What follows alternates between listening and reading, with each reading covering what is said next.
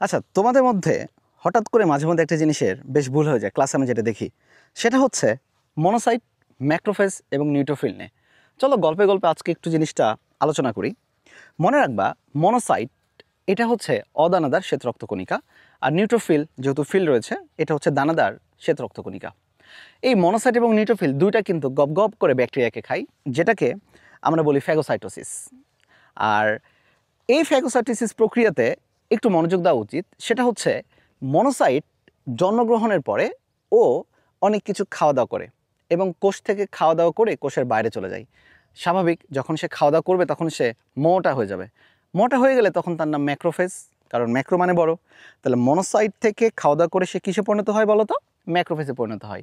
আর এই ম্যাক্রোফেজটা ব্যাকটেরিয়াকে খায়।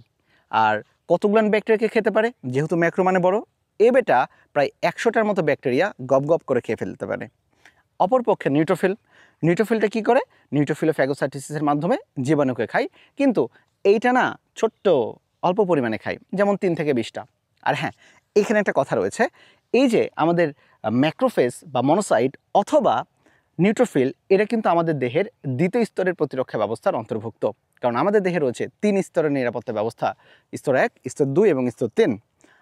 এ নিয়ে আরও বিস্তারিত আলোচনা অন্য কোনো একটা ভিডিওতে আমরা তোমাদের সাথে করব। ভালো থেকো সবাই, আল্লাহ হাফেজ।